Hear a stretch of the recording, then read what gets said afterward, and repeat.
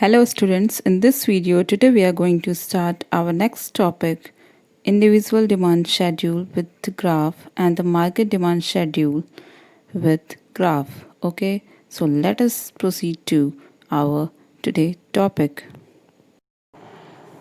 Hello everyone, in this video today we are going to start our next topic, demand function. In the previous videos we have already studied about demand schedule, demand curve, what is the difference between the demand and the quantity demand. We have already studied about all these topics. Now today we are going to study about the demand function. Demand function hota kya hai? Let us study our today topic. But before starting this topic, just go through the part 1 and part 2 videos which I have already made for you all. Just watch this video. Otherwise you're not going to understand what I'm going to show you today in this video. So just go through the part 1 and part 2. Just type the BST study zone by Deepti ma'am. You will just get the economic subject topics also on this channel. So this is our today topic, demand function. Let us come to today topic without wasting any time. Demand functions होता क्या है? Don't be confused. Demand function first आप ये जान जाओ, अभी तक जो हम लोगों ने पढ़ा, we have already studied only the demand and the quantity demand. But demand function किसी भी चीज़ का function, if we are talking about how we just express the demand, whatever the factors influencing the demand, means in this we have to show the expression of which means expression of the things, we can say the factors affecting or factors influencing the individual demand and the market demand. So we have studied the individual demand and the market demand. What we have studied, let us revise in within 2 or 3 minutes. We will just complete the previous whatever we have studied.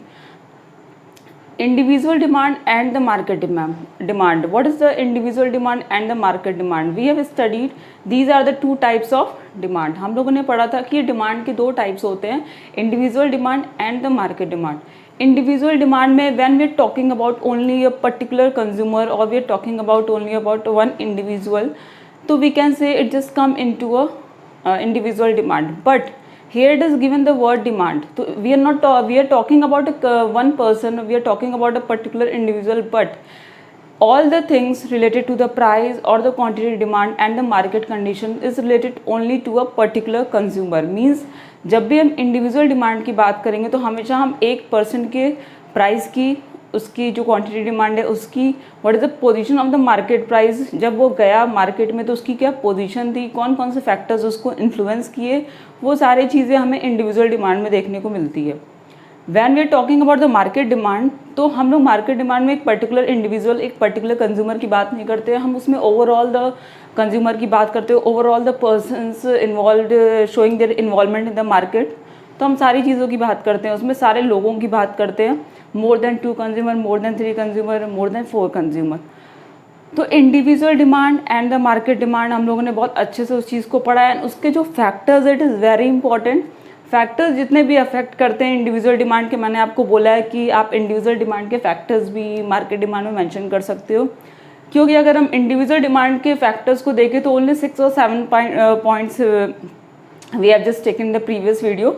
But आप क्या कर सकते हो, market demand में हमारे पास कितने points होंगे, maximum 3 होंगे, तो आप इंडिविजुअल डिमांड का जो पॉइंट्स होगा आप उसको मार्केट डिमांड में भी ले सकते हो. Next thing, whenever in the question it is asking market determinants के बारे में आप कुछ बताओ, तो आपको दोनों लिखना पड़ेगा, इंडिविजुअल डिमांड के भी डिटर्मिनेंट्स एंड फैक्टर्स को लिखना पड़ेगा, मार्केट डिमांड को. अगर पर्टिकुलरली वो पूछता है कि इंडिविजुअल डिमांड के फैक्टर्स को बताओ, ओनली द इंडिविजुअल डिमांड, तो आप सिर्फ इंडिविजुअल डिमांड के फैक्टर्स बताओगे, you will not combined with the market demand. तो उससे क्या होगा, आपके मार्क्स जो है ना वो कट हो सकते हैं. But always focus on one thing, what is asking in the question, what the question is mean want to tell us, क्या क्वेश्चन हमें बताना चाहता है, वो चीज़ आप पहले उस पर फोकस करोगे, then you will just write the answer. तो इंडिविजुअल डिमांड, मार्केट डिमांड के 2 टाइप्स है. इंडिविजुअल में पर्टिकुलर कंज्यूमर की बात करते हैं एंड मार्केट डिमांड में हम पर्टिकुलर कंज्यूमर की बात नहीं करते, हम ओवरऑल जितने भी कंज्यूमर्स हैं उनकी बात करते हैं. ओके, तो फैक्टर्स इन्फ्लुएंसिंग हम लोगों ने पढ़ा था, आपको पता ही होगा, price of their own commodity, price of related goods, taste and preference, expectation, सारी चीज़ें हम लोगों ने पढ़ी थी, इनकम ऑफ द कंज्यूमर. तो उस चीज़ों को लेके हमें डिमांड फंक्शन को भी पढ़ना है. But demand function means what, Now come to the topic. Here it is given demand function. Demand function means what? Demand function means function. आप एक चीज समझो, function means I'm not talking about any annual function of any school. No, in this economic sense we can say it a expression. How we just express all the factors influencing both individual demand and market demand. Here it is given. First go through the definition. थोड़ा definition की तरफ चलते हैं, then we just clear few points through the definition here. Here it is given. It shows the relationship between demand for commodity and its various determinants. Means what it shows? It shows the relationship between demand for a commodity and its various determinants. ये क्या show करता है? Commodity की जो demand है उसको and जो उसके वेरियस डिटर्मिनेंट्स हैं. तो कॉमोडिटी की डिमांड तो इंडिविजुअल डिमांड में भी हम देख सकते हैं, मार्केट डिमांड में भी दे सकते हैं, दोनों में हमें डिमांड देखने को मिलता है. बट यहाँ पे क्वेश्चन ये राइज होता है कि जो वेरियस डिटर्मिनेंट्स हैं और जो कॉमोडिटी की डिमांड है उसमें क्या रिलेशनशिप है, उसको हम कैसे एक्सप्रेस करेंगे. तो फंक्शन मतलब यही बताता है कि whatever the factors influencing individual demand और द मार्केट डिमांड, तो ये कैसे हम एक्सप्रेस करेंगे इस चीज़ को. How we will write expression. आप पढ़े होगे एक्सप्रेस फॉर्म में करने को मैथ्स में, या इक्वेशन आपका दिया रहता है, लिखते हैं एक्सप्रेस द फॉलोइंग सम्स. तो आप क्या करते हो, आप लिखते हो a + b + c equals to ये bc. This way this is the expression form we can say, जिसको हम is this form we can see in the economics, we will write in this form. Okay, first we have already studied कि how we will just write in words, हम लोगों ने देखा है. But expression form में भी इस चीज़ को देखते हैं. तो डोंट बी कंफ्यूज्ड. अगर डिमांड फंक्शन पूछता है, वैसे this topic is not very important, but कोई इंपॉर्टेंट टॉपिक अगर ना हो तो डजेंट मीन कि वो एग्जाम में आपके आने वाला नहीं है. ऑब्वियस है वो आएगा ही, क्योंकि 3 या 4 मार्क्स से डेफिनेटली आते हैं. अभी जो CBSE के सिलेबस निकले थे उसमें ये था कि कुछ टॉपिक्स डिलीट कर दिए गए हैं, बट इट डजेंट मीन कि उसमें से कुछ भी पूछे नहीं जाएंगे, ऐसा नहीं है. उसमें से ज़रूर पूछे जाएंगे 3 और 4 मार्क्स के पूरे को मिला के. Next thing it is given demand function. पहले हम इंडिविजुअल डिमांड 2 टाइप्स के होते हैं, इंडिविजुअल डिमांड, मार्केट डिमांड. तो फंक्शन भी कितने टाइप के होंगे, individual demand and market demand function. First we just go to the individual demand function. What is the individual demand function? Here it is given. It shows how demand for a commodity by an individual. Individual means here it is talking about a particular consumer, particular person. In the market is related to its various determinants. So what I just told you, we have to express all the factors influencing this individual demand. So here I have written dx. Dx means demand of the commodity x. D means demand, and we have just taken x as a commodity, demand of the commodity x. So what we just call it, dx को हम क्या बोलेंगे, demand of the commodity x. Next it is given f. What is the meaning? Function of the individual demand, or you can directly write down the functions. Next it is given px. What is the full form of px? Px means price of the commodity.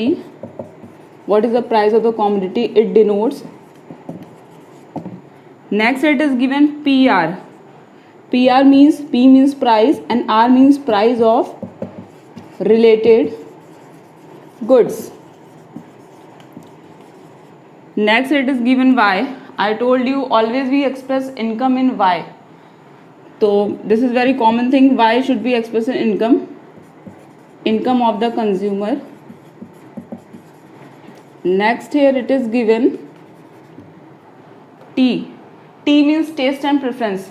Don't forget factors influencing. हम लोग taste and preference ही पढ़े थे. If the consumer taste and preference will be changed, what will be the effect we can see in the price and the quantity demand of the person. हमें क्या changes देखने को मिलेंगे अगर हमें पता चलता है कि जो consumer उसके टेस्ट में कुछ changes हमें देखने को मिले हैं, तो क्या होगा, उसका डिमांड वो कम कर देगा. भले उसकी प्राइस भी इंक्रीज क्यों ना हो जाए, बट उसका डिमांड वो कम कर देगा, बिकॉज क्योंकि उसके टेस्ट के अकॉर्डिंग उसे उतनी सेटिस्फैक्शन नहीं मिलती है, तो उसका कंजप्शन वो कम कर देगा, जिसकी वजह से उसकी क्वांटिटी जो है वो कम हो जाएगी. But here in this we have to express T as a taste and preference. Next it is given E. E means expectation. Means I told you, if in the future the price of the commodity will be changed, we just expect कि maybe in the future the price of this commodity will be changed. What we'll do in the present time, we will just demand for that commodity not much, we are not going to demand too much commodity in the present time. हम सोचेंगे ठीक है in the future अगर उसका demand, उसकी price अगर कम होती है तो हम उस सामान को अभी ना खरीद के फ्यूचर में खरीद लेंगे जब उसकी प्राइस कम होगी. तो प्रेजेंट टाइम में क्या सिचुएशन रहेगी, आपकी प्राइस तो आपकी इंक्रीज रहेगी बट आप डिमांड क्या करोगे, उस कमोडिटी का कम कर दोगे. तो इन्वर्स रिलेशनशिप हमें देखने को मिलता है इंडिविजुअल डिमांड फंक्शन में भी एंड मार्केट डिमांड फंक्शन में भी. तो this is the expression, we call it expression. हम इस चीज़ को क्या बोलते हैं, ये हमारा एक्सप्रेशन है. तो डोंट बी कंफ्यूज. अगर डिमांड फंक्शन पूछता है, simple language you have to write down relationship between demand for a commodity and its various determinants, जिसमें से individual demand function means this one dx, f, px, pr, y, te. मैंने इसको express भी कर दिया है, फैक्टर्स जो influence करते हैं इंडिविजुअल डिमांड को, वो चीज़ यहाँ पे लिखा है. अब इसके बाद हम लोग थोड़ा मार्केट डिमांड फंक्शन को देखते हैं. बट मार्केट डिमांड फंक्शन में आपको कुछ ज़्यादा नहीं करना. मार्केट डिमांड फंक्शन का में आपको 2-3 चीज़ आपको याद होगा कि लास्ट में 3 टॉपिक्स मैंने 3 पॉइंट्स मैंने लिखवाए थे. Size of the pollution, individual demand को एज इट इज़ हम लेंगे. मैंने बोला था कि मार्केट डिमांड में you will take the factors और the determinants come into the individual demand. तो आप इंडिविजुअल डिमांड फंक्शन के फैक्टर्स भी ले सकते हो इसमें, नो इशू. तो मार्केट डिमांड फंक्शन की अगर हम बात करें तो मार्केट डिमांड फंक्शन में कौन से ऐसे 3 टॉपिक्स हैं और कौन से ऐसे फैक्टर्स हैं जो मार्केट डिमांड फंक्शन को इन्फ्लुएंस करता है.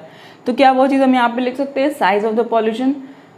Size of the population means what, size of the population को हम n से डिनोट करेंगे. We will just denote it as a, I am just writing here, we will just denote it as a n, size of the population. This is the size of the population. Okay, this way we will just add this one market demand function. Market demand function में हमें और भी चीज़ें बहुत देखने को मिलती हैं. This one size of the population. Next after this you can take the unequal distribution.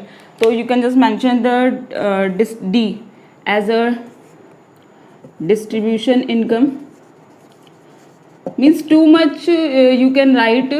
It depends on you. आपको कोई भी टॉपिक्स याद आते हैं, N means size of the population या D X means demand of the commodity X, तो आप कोई भी चीज़ लिख देना बट इसको एक्सप्रेस कर देना इस फॉर्म में, तो आपको सारा चीज़ क्लियर हो जाएगा. मार्केट डिमांड फंक्शन में उतने फैक्टर्स नहीं इन्फ्लुएंस किए हैं, बट आप जब भी मार्केट डिमांड फंक्शन का बताना तो आप इंडिविजुअल डिमांड फंक्शन को भी उसमें इन्वॉल्व कर लेना. ये सारी चीज़ें आपको इसमें पढ़नी होंगी. नेक्स्ट है आपका एक fashion in change and style आपका उसमें था, तो एफ से आप बोल सकते हो एज अ फैशन. ये फैशन को इंडिकेट करेगा. ओके, तो F means different types you can see in different books. आप देख सकते हो अलग अलग तरीके से बोला है. कहीं कहीं तो एन को, साइज ऑफ द पॉपुलेशन को कहीं वो बताया ही नहीं है. एन मैंने आपको इसलिए बता दिया कि जब भी एन होगा तो एन मीन्स होता है साइज ऑफ द पॉपुलेशन और the number of the population, ये डिनोट करता है. तो N D F you can say come into the market demand function and बाकी ये सारे आपके इंडिविजुअल आते हैं. बट जब भी हम मार्केट डिमांड फंक्शन की बात करेंगे तो what we will do, we will take the individual demand factors also and we will just involve the 3 this point in also market demand function. तो डोंट बी कन्फ्यूज कि market demand function होता है क्या, क्योंकि कभी कभी demand function पूछ दिया but you will be confuse what we have to write down. No need to express anything, you have to only show this definition. This divided into 2 types, individual demand function, market demand function. Then you will just write in the simple form as usual the definition. And what you have to do, you all know what we call dx, demand of the commodity x, what we call f, function of the functions of the commodity x, px, price of the commodity, pr, price of related goods. Market demand function आपका पूछा है, तो जैसे हम लोगों ने individual demand function में यहाँ पे लिखा था dx, तो आप इसको भी लिख सकते हो demand of the commodity x. Market demand को भी आप लिख सकते हो एम एक्स करके या market demand of the commodity X. तो किसी भी तरीके से आप इस चीज़ को एक्सप्रेस कर सकते हो, no issue. Now after this we have to go through the next topic in which we will discuss. इसके बाद हम लोग नेक्स्ट टॉपिक पढ़ने वाले हैं in which we are going to discuss about the individual demand schedule and the individual demand curve. Okay, let us come to the next topic. Let's come to the next topic. Here it is given the demand schedule. We already know the demand is divided into individual demand and the market demand. So same way we have discussed about the demand function also, individual demand function and the market demand function. Now here it is given demand schedule. what we have to do in demand schedule whenever we are talking about the schedule. अगर हम schedule की बात करते हैं तो it is just related to the table. We all know when we are talking about any graph, तो we can say through curve we can present any graph in which we use the curve. So this way we have to see what is the demand schedule, what we have to study in this demand schedule. में आपका यहाँ पे क्या given है? Demand schedule is a table. Means what? I told you schedule means होता है कि whenever we are showing any price and quantity demand in the form of the table. जब हम table के अंदर किसी price and quantity demand को show करते हैं तो we call it a schedule. Schedule में we can see the table showing different quantities of a commodity to be purchased, different prices of that commodity. Demand schedule का simple meaning ये है कि जिसमें हम लोग टेबल के through price different quantity different price के अकॉर्डिंग डिफरेंट क्वांटिटी को शो करते हैं टेबल के अंदर. Okay, but it may be a situation of individual demand schedule और it may be a situation of market demand schedule. तो first we have to go through the individual demand schedule. What is the individual demand schedule? Here it is given. Individual demand schedule, it shows quantities of a commodity, means whatever we are going to purchase in the market, what in which how much stock we have purchased, means हमने कितना stock, कितनी quantity उस commodity की purchase की है, of by which an individual buyer. Individual buyer means I always told you whenever we are talking about individual demand, तो individual demand में सिर्फ एक ही पर्सन रहता है, एक ही इंडिविजुअल, एक ही कंज्यूमर के बारे में बात करते हैं. तो यहाँ पे ये चीज़ बताना है कि quantities of a commodity in which an individual buyer will buy, जो वो खरीदता है at a different possible prices of that commodity at a point of time. It means what कि डिफरेंट पॉसिबल प्राइजेज यहाँ फिक्स नहीं है, हमें different prices के अकॉर्डिंग वो कमोडिटी की क्वांटिटीज़ को परचेज करना है. तो here it is given the small schedule I have just taken. After this I will just make it here a one graph. In this schedule you can just write it a individual demand schedule. It is px means price x. We will just write here rupees. हम price को rupees के form में यहाँ पे लेंगे and quantity x को unit के form में लेंगे. Here it is given at ₹1 per unit. उसकी क्वांटिटी डिमांड कितनी थी? जब एट ₹1 पर यूनिट के अकॉर्डिंग वो कमोडिटी को परचेज करने गया तो उसने कितनी यूनिट्स खरीदी उस कमोडिटी की? 4. जैसे ही प्राइस में उसको इंक्रीमेंट देखने को मिला एट ₹2 पर यूनिट हो गया, उसमें उसने क्या किया, उसकी डिमांड जो है उसने कम कर दी, लेस कर दी. Then it becomes 3. Again the price of the commodities increase at the rate ₹3 per unit, then 4 per unit. At last it just demand only 1 unit of that commodity. It means what कि जैसे जैसे हमें price में increment देखने को मिलेगा, जो demand रहेगी उस कमोडिटी की वो क्या होगी, हमें कम देखने को मिलेंगी. But here it is talking about individual. एक कंज्यूमर अगर वो मार्केट में गया, अगर किसी भी कमोडिटी को परचेज़ करता है, किसी भी चीज़ को परचेज़ करता है, अगर उसकी हायर प्राइस रहती है तो वो उस कमोडिटी को कम परचेज़ करेगा. एंड जब उसकी चीप प्राइस होगी या उसे कम में वो चीज़ मिल रही है तो उसका डिमांड वो अधिक करेगा. ओके, तो here it is given the individual demand schedule in which we can see the inverse relationship between a price. When price will high, quantity demand will be decrease. We can see it here inverse relationship. हमें इसमें क्या देखने को मिला है? Inverse relationship देखने को मिल रहा है. If I am just taking the example of this one, if I am just taking the example, I am going to erase this one.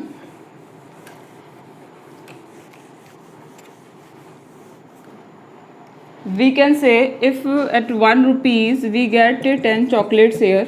Okay, in 10 rupee we can just get only 10 chocolate in 1 rupees. But when the price of this will increase, then we are going to purchase only 5 chocolates. It means what? Always we just get a focus on this price. Price बहुत matter करता है whenever we are going to purchase something. अगर किसी चीज़ की price high है तो हम उसका क्या करते हैं, प्राइस जब चीप रहती है उस चीज़ की डिमांड अधिक करते हैं, जब प्राइस उसकी हायर हो जाती है तो उस चीज़ की डिमांड हम कम कर देते हैं. तो यहाँ पे हमें इनवर्स रिलेशनशिप देखने को मिलता है. When the price of 10 chocolate ₹1, तो हम लोगों ने 10 चॉकलेट्स उसके लिए, जैसे उसकी 2 रुपीज़ हुई, हमने चॉकलेट्स को 5 चॉकलेट्स लेना स्टार्ट कर दिया. इट मीन्स व्हाट कि प्राइस इंक्रीज़ हुआ एंड जो उसकी डिमांड थी वो कम हो गई. ओके, प्राइस हमें यहाँ पे इंक्रीज देखने को मिल रहा है एंड जो उसकी क्वांटिटी डिमांड है वो कम देखने को मिल रही है. It means there is a inverse relationship. We can see the inverse relationship between the individual demand schedule. हम इंडिविजुअल डिमांड शेड्यूल में भी इनवर्स रिलेशनशिप देखने को हमें मिलता है. Next it is given individual demand schedule is given here. Through this we are going to make a graph. In the simple way we have to make graph. There is no any issue. बहुत ही easy है graph banana. Here it is given. Just make one this line. This is x axis and this is y. Here you will always put quantity, or you can just put write as a units, and here you will just write price. In the bracket you will write rupees. Now in this you have to see plot like this. The quantity 1 2 then 4 and the price is 1 2 3 and 4. When at rupees 1 per unit we can see the demand is 4. When we see at rupees 2 per unit the demand is 3. Then at rupees 3 then the demand is 2.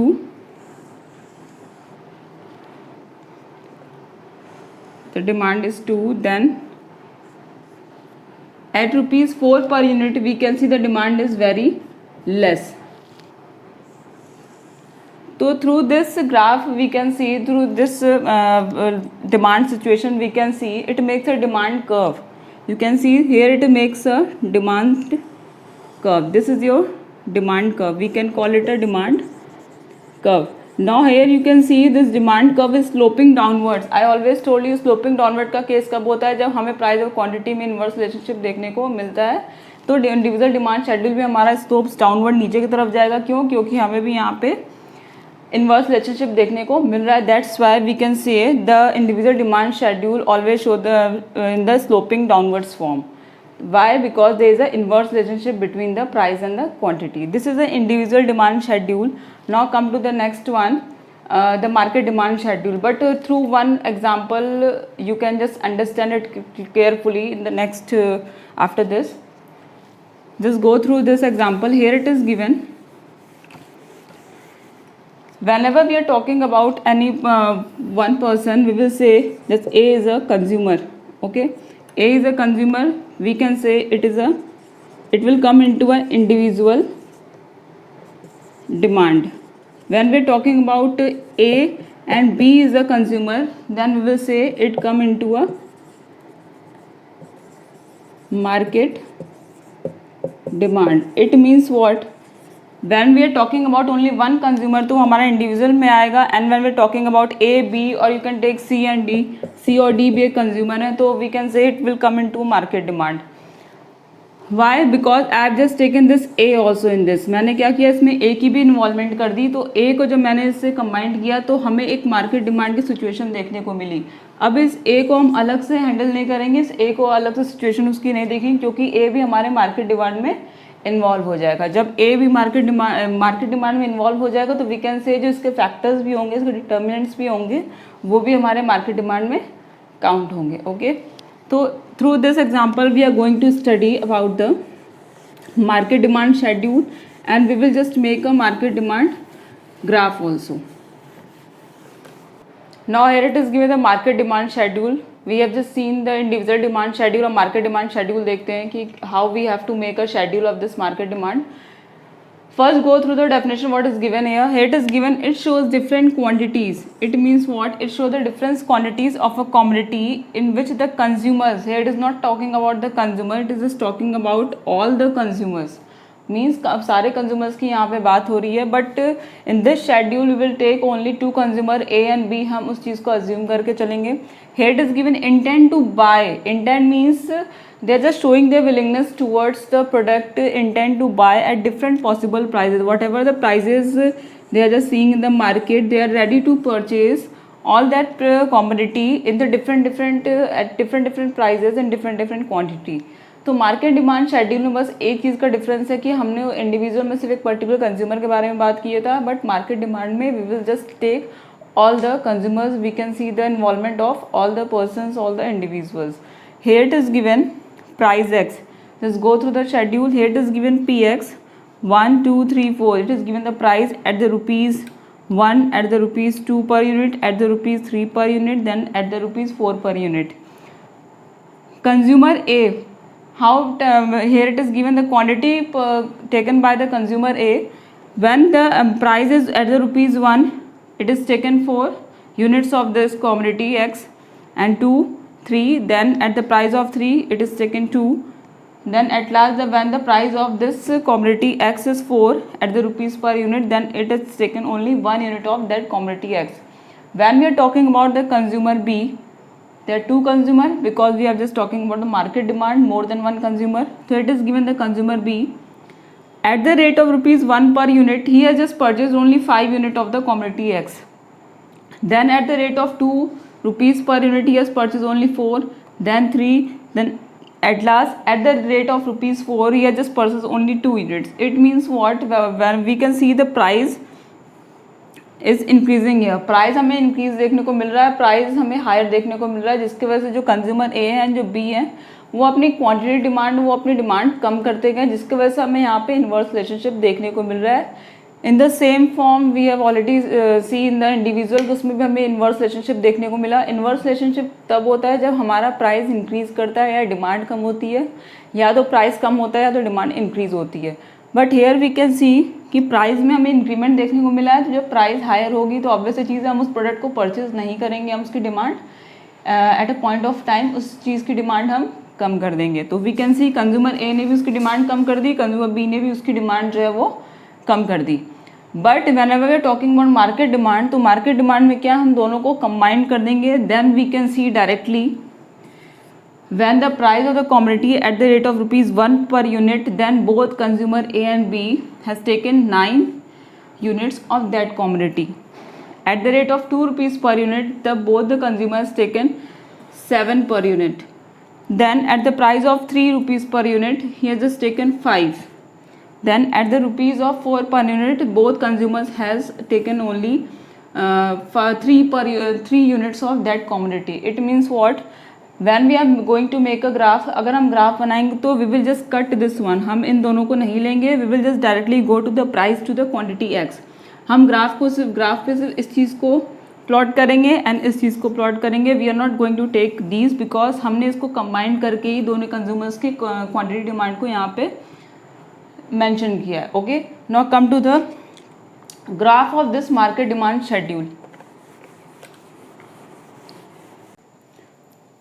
Now here it is given the market demand schedule graph. We have to make according to this table whatever the price and the quantity demand of both the consumers given here. According to these two, we have to plot all this on this graph. Here it is given at the rate of rupees 1 per unit, the consumer A and B just taken the only 9 units of that commodity X. Means at the rate of rupees 1 per unit, he has just taken only 9. So we will just plot here. Next rate is given at the rate of rupees 2 per unit. These two consumers have taken only 7 units. So at the rate of 2 per units, these two consumer has taken only 7 unit. After this, at the rate of rupees 3 per unit, they both have just taken rupees 5 per unit.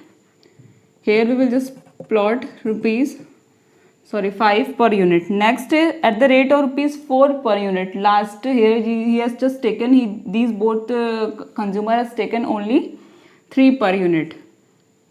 Then we will plot here this 3.